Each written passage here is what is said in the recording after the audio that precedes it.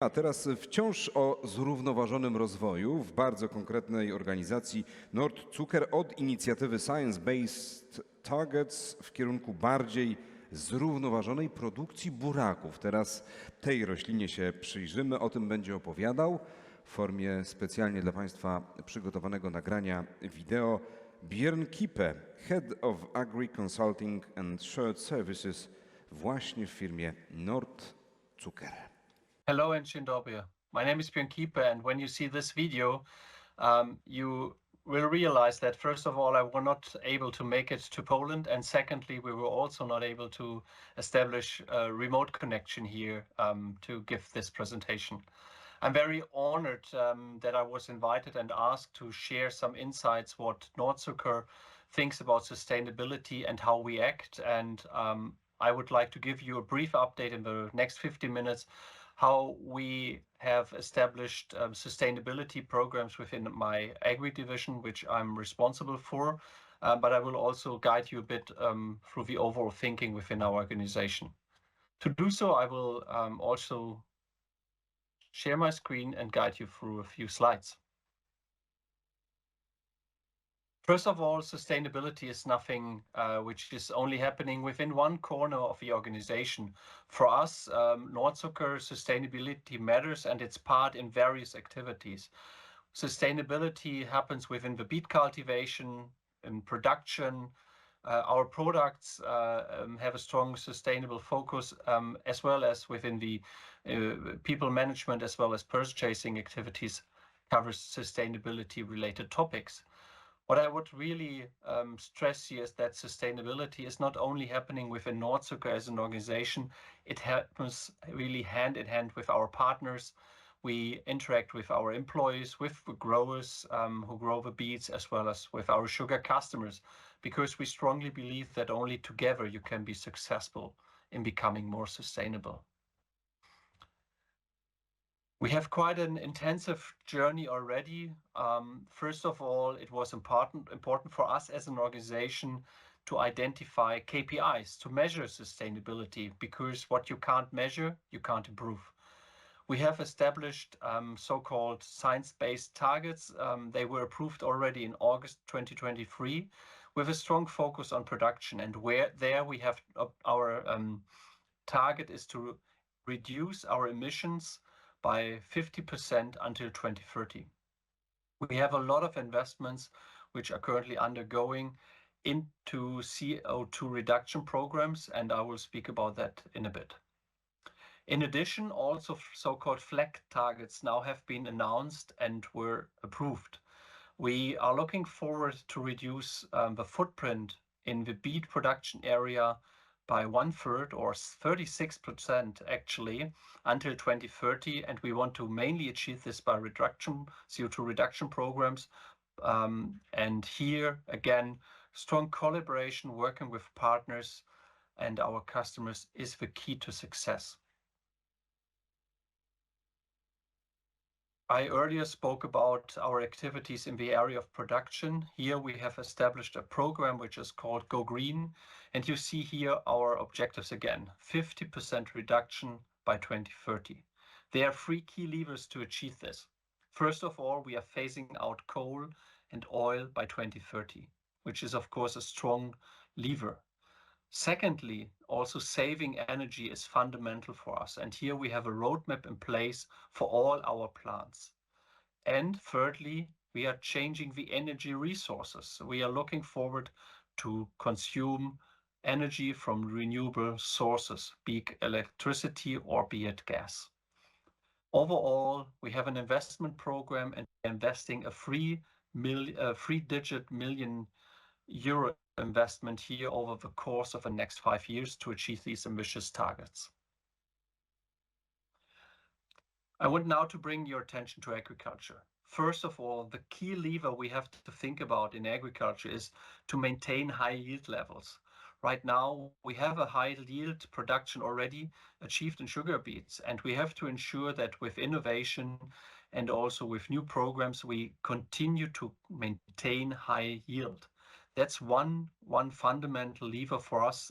Otherwise, if we have a yield reduction by 30, 50%, this cannot be compensated by any measures at all. So therefore, high yield is important. And we do this by looking into new innovation topics in our Smart Beet initiative. On this slide, I would illustrate, or I would like to illustrate to you the journey we had. We started a couple of years back, and the starting point is on the right-hand side. We started with a sugar customer. We understood that in the future, not only the sugar is relevant for them, but also the data that comes with the sugar. And this data relates to the way it has been produced, the beets has been produced. Center in the chart and the diagram you see here is Agri. We are the team that has to coordinate the customer demand on the one hand side, and we need to bring this together with our capabilities and abilities of our growers. And we do so by establishing pilots and programs, and establish also contractual elements to ensure that over time we have more sustainable produced sugar available for our customers. We are focusing on 4 sustainability areas. First of all, climate, CO2 reduction, measurable. Everybody is talking about it, nothing new. We also look deeply into water, soil, and biodiversity. These 4 pillars are the sustainability areas we are focusing on, yet the 5th focus area is partnering. As I said, we cannot achieve it alone. We have to work here with our growers. We have to work with partners. We have identified a long list of activities. We had a short list at the end of the day where 10, 12 relevant measures have been identified, but more than 13 actually have been evaluated throughout the last years to understand what are the most impactful measures, what are also, which can really be implemented, what is the cost per measure, and so on.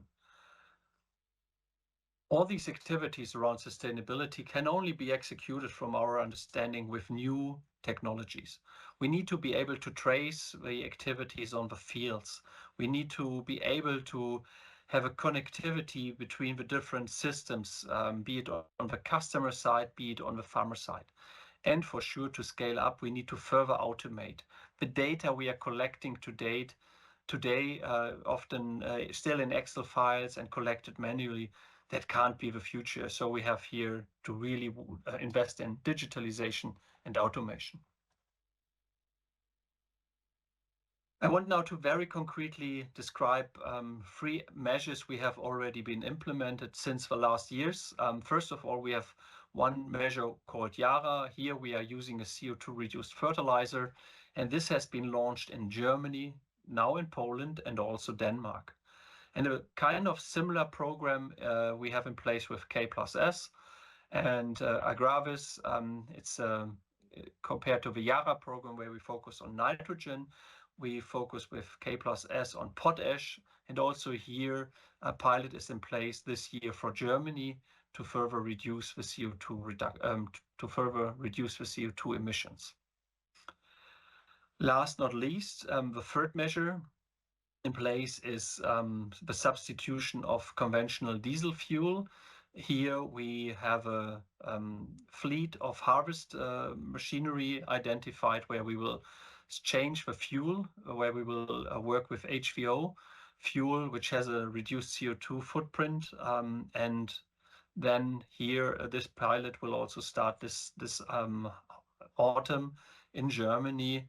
And all these measures together, and even more measures at the end of the day, build the backbone of our agri-sustainability measures. You can see also in the gray out area more activities we are focusing on. Of course, conservation tillage and cover crops are very relevant. Yet for us in sugar beet production, they are already executed very prominently. In many markets, conservation tillage, 80–90% of the farmers do it already. Cover crops, it's a standard there. Of course, what we have to do is to ensure that we don't lose these measures in the future. And here we have activities under preparation. What is also relevant for us is to look into substrates from biogas production and biogas plants, because you have to understand that a lot of beet pulp which we are producing is no longer used for animal nutrition, but can be used in biogas plants, and then methane can be created as a renewable energy source. But then also, secondly, the manure, the substrate, is not waste. That's fertilizer for our fields for beet production then in the future, and allows a kind of circular economy approach within our sugar beet industry. We also look into beet variety optimization. You have to understand that a lot of our business is about transportation, and our transportation is about water. 75% of the ingredient of a sugar beet is water, and we bring that to factories. Today, we already use it there very wisely. We don't waste it. Yet, if we can transport less water to the factories, because the beets have a higher sugar content, not 16, but 18%, that matters already. It's already significant less transportation, and that means less emission. We also, of course, look into varieties which need less crop protection products, for example, and then also support a more sustainable growing by increasing biodiversity, for example. Very concretely, what are we doing here in Poland? First of all, I mentioned this Yara pilot. I'm very glad and proud that the pilot year here in Poland was even more successfully than the pilot year in Germany. We have covered more than 850 hectares with that program, and will produce around about 8,000 tons of CO2 reduced white sugar. Farmers are participating here in the program and are also benefiting. And at the end of the day, we have established a strong collaboration between Nordzucker, Yara, and our growers. AgriPartner is another specific and unique topic here in Poland. We have built this platform to educate and help our growers to better grow beets. It helps us to also strengthen partnerships. And here we also have a Nordzucker Academy in place, where we bring also more and more content from the area of sustainability to our growers, specifically region ag practices, insights, more news and information around that topic. We do this together with specialists from the Polish Academy of Science, because we believe in a science-based approach. There's even more topics. Let me pick the SAI certificate on the upper right side. You see that we have already today received the best possible standard here, 100% gold standard achieved here in Poland. And you also see that we have a modern platform for growers, Crop Connect. We have renovated and improved this platform to make it future ready and future proof. And specifically also in the context of sustainability, this will help us to better exchange information with other platforms, and also to link this to specific sustainability platforms in the future. And on the left lower side, you see the Smart Beet initiative. Here in Poland, we focus this year strongly on disease and pest monitoring, because knowing where the pests are will help us to reduce chemical inputs, and this also then has an advantage by having better pest and disease control at the end of the day, higher yields. I said it earlier, that's also one key lever. Last not least, my last slide, what is important when you transition towards more sustainable beet production? First of all, we had to adapt the team. We had to undergo some structural adjustment. We needed more specialists really focusing and being capable to manage all these sustainability programs and topics. And we increased the internal collaboration with sales, with sustainability, agri IT, that really is an elemental, very, very essential part. The second pillar, and also very important, is dialogue and collaboration with grower associations, with partners to realize the programs. It's very easy to have a PowerPoint with these programs, but at the end of the day, the execution matters, to bring it into the field, to make it happen with growers. And that works only when you really work hand in hand. Scale up, the third pillar, is essential. We need to continue to further advance our program catalog, yet in the same moment, we also need to be able to broadly roll out the already identified measures. Only this will help us to achieve our objectives by 2030. And last not least, the technical platform is massively needed. We cannot deal with all the information and data. We cannot calculate sustainability related KPIs without having the data at hand. And we need to also be able to show the programs to the farmer in a very simple way so that it's very easy and also simple for them to participate. With that, a big thank you for your attention, for listening. I used a bit more time maybe than I should. If you have further questions, please reach out to me, send me an email, or reach out to my colleagues here in Poland, specifically to Natalia. She might be even around you. And again, thanks for your attention and greetings. Bye-bye.